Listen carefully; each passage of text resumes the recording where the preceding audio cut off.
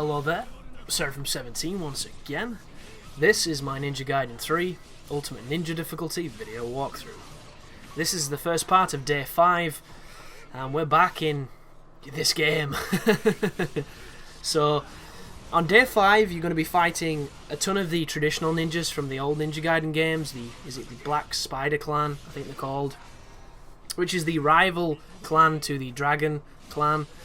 And it's got the standard IS looking dudes with the claws. It's got the standard normal undead guys, even though they're not undead. So they're just ninjas, lots of ninjas, different kinds of ninjas. I call them ninjas. A couple of dogs. I assume they're ninja dogs because they're pretty damn agile. And for the most, it's business as usual. You'll notice there's a couple of the invisible dudes that drop the bombs. Actually, it might not be the invisible dudes, it might just be the standard guys. Yeah, it is the standard guys. It's just been a while since I've played, so do bear with me, folks. And wow, getting grabbed. But luckily enough, it was a pussy grab. It didn't do any damage at all compared to what they can do. There's also archers around the environment, so be aware of those. And these fights, you know, the majority of this game, you can say this about, but the fights last too long.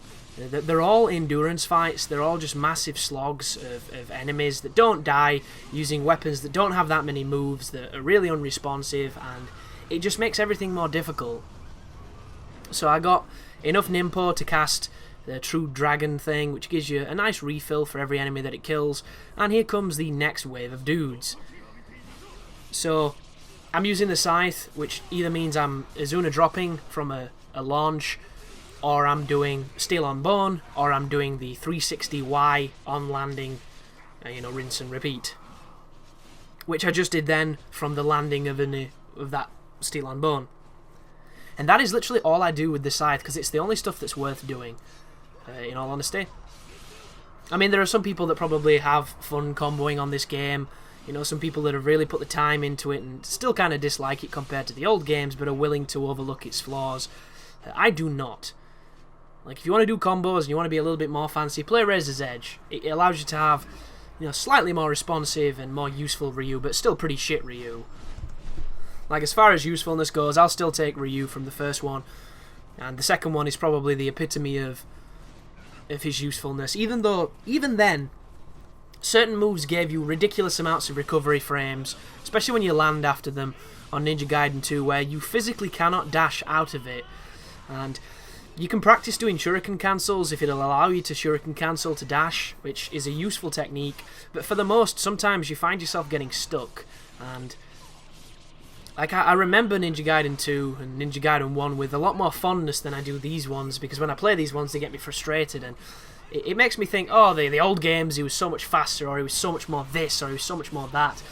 And when you go back, sure, the responsiveness, the tightness of the controls is significantly better, but he still does have those moments where he's in recovery frame hell, and it might only be for a few milliseconds, but on Master Ninja, it only takes a few milliseconds to die. So you feel every single grain of sand in those moments where you are not in control of your character. And I would change that if I was a dev at Team Ninja. Like, I would use the system in 2 because I think it was perfect. The only difference is I would eradicate the recovery frames. I'd completely get rid of them, so that if you have the ability to land after a move and immediately dodge into another move, or to an evade, or into a wind path, you should be able to do it. We should not punish you for landing. And as far as game balance goes, I understand why they make it the way they have, but at the same time, what the hell is really all that balanced about Master Ninja when one grab can fuck you over, or one chain of incendiary shurikens sticking in your body can put you to death screen in seconds. So the foundations aren't fair, so why they force these standards on you is kind of difficult. But I suppose I would probably make it weapon specific, so the bigger and more damaging weapons would have recovery, but it would be recovery that could be mitigated in some way that revolved around skill. Like, a good example would be what Capcom did for Beautiful Joe, where there was an ability on that game called Ukemi, and I'll never forget it because I loved it. It was a lifesaver on the harder difficulties, and what would happen is when you were hit and you started to fall, if you pressed A the moment you landed in the floor, he would do a recovery flip, and you would regain the life you lost. So it was a way of getting life back, and I wouldn't want that to happen in Ninja Gaiden. Just this notion of when you land, the second you land, if you were to press jump or press dash, it came out if the timing was right. If the timing wasn't right, you were penalised and given the recovery frames. And when you bear in mind that Ninja Gaiden has a system, or used to have a system called On Landing, which was a reward scheme for charging ultimate techniques or essence techniques by landing and doing a button press at the right timing. It rewarded reflex and timing, and it made the game, you know, more manageable.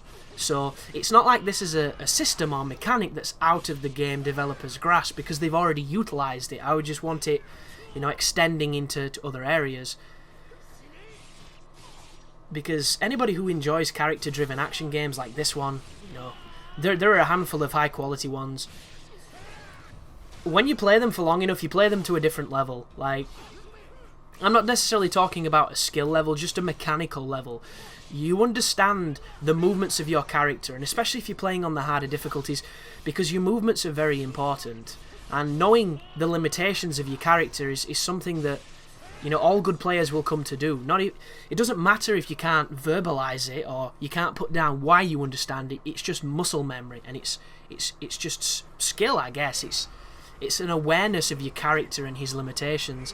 And every single one of these games has got something that people have noticed, and something that people have, you know, have not necessarily liked because of what it's allowed them to do, or the restrictions that it's put on them.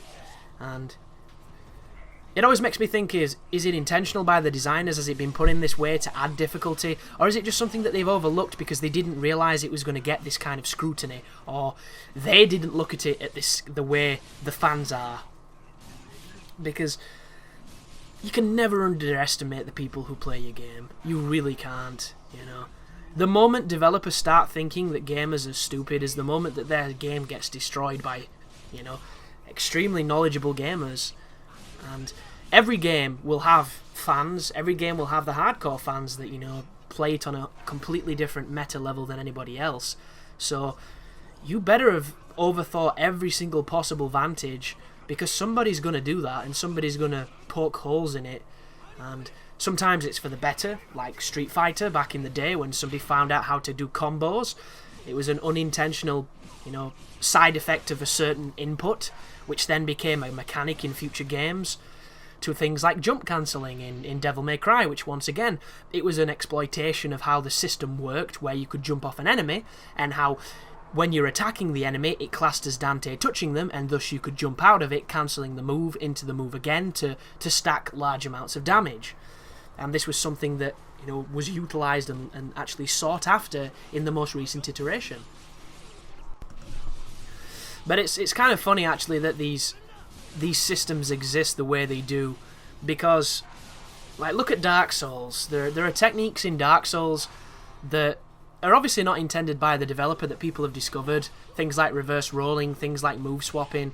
There's a whole host of different ones. By the way here, folks, this has got the standard beret guys in with the claw spider guys, so you want to kill the beret dudes first, because if you don't, they will insta-kill you. Their grab ability, where they throttle your neck on UltimateNinja, is effectively instant death every time, and they will jump on you so fast. I don't think the reflexes exist to dodge them sometimes, because it's like lightning and it hooks you, and it's one of those moves where you lose complete control. So you need to isolate them, get close to them, wind path into flying swallow, wind path into flying swallow. Job's a good one. And when you think there's not any left, back up just in case one's trying to slingshot you, and take them out. But also you'll see the bombs on the ground, which means there's the ghost enemies, the wraiths I think they're called. Easiest way to kill the wraiths is to throw a single shuriken. If it hits him, it will make him flinch, wind path towards him into flying swallow, and you will execute him immediately.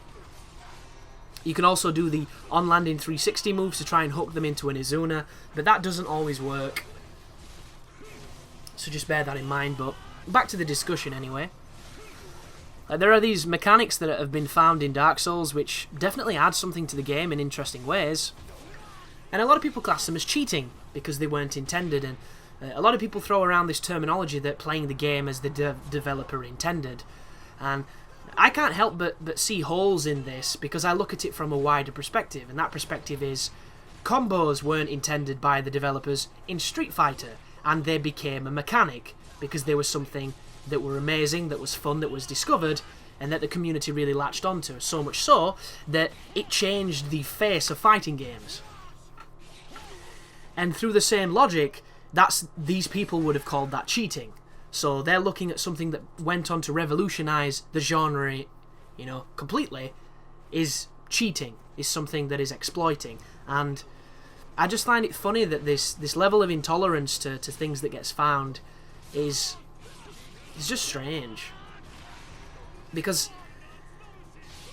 the fact that these games have the ability to breed these kind of, you know, new gameplay mechanics from existing ones that, once done in a certain order, you know, give a completely different result that nobody thought would happen or nobody anticipated, is one of the coolest parts of games. Because nobody knows everything, and there's always something to find, there's always another mystery. And don't get me wrong, I'm not talking about finding ways to be invincible or finding ways to skip stuff, even though that stuff is kind of fun and silly. Like, there's always going to be a valid reason for doing things and doing certain things and not doing certain things, you know? Like combos in Street Fighter. If it was, for instance, you know, have unlimited life in Street Fighter, that's not something that the developer would want, because then the fights would never end and then no one would have fun. It's all within reason. And it just brings me back to this notion that there's no such thing as playing the game as the developer intended, because the moment that the devs put that games into the consumer's hands, it isn't their game anymore. It's your game. You have bought it. You are just as valid a part of that process of that game's lifespan as the developers ever were.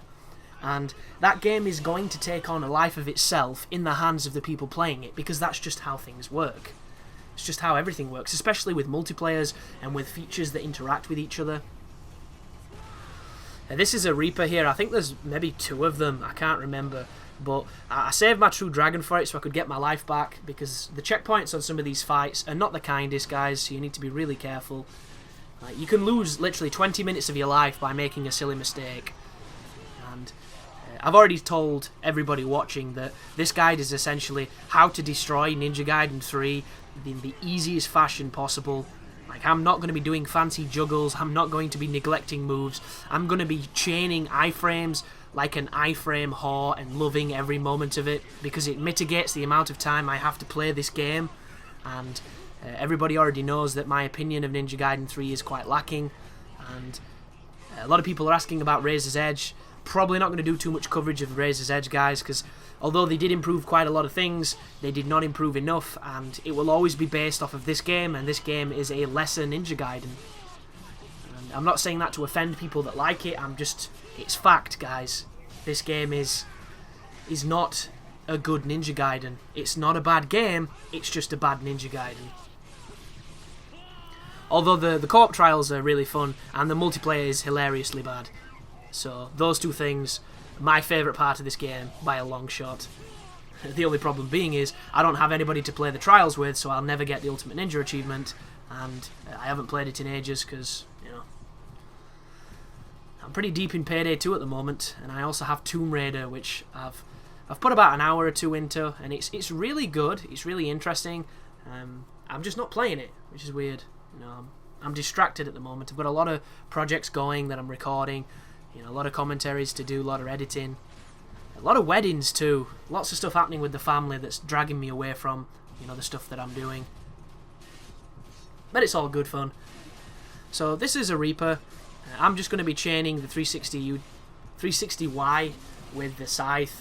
Every so often I'll mess it up, so I'll have to do a combo. But as you can see, at this moment in time, I was doing okay, and I know in my head at this moment, if I mess this up even once, I'm dead.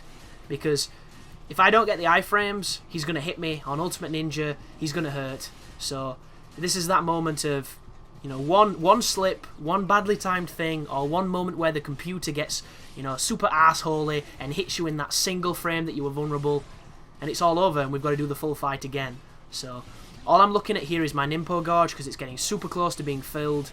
and I'm probably just going to hit him with the Ninpo because he's blocking everything I do as soon as it fills up, so watch it. As soon as it fills, Ninpo cancel into end of fight. Guaranteed. There we go. And it should be over. Oh, the first part's over anyway. But this is a short level.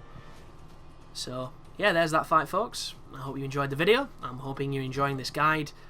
It will have very tangential commentary because the game itself, I told you all the strategies in the first video, and I'm going to be using the same ones for the rest of the game. So thanks for watching, and you take care now.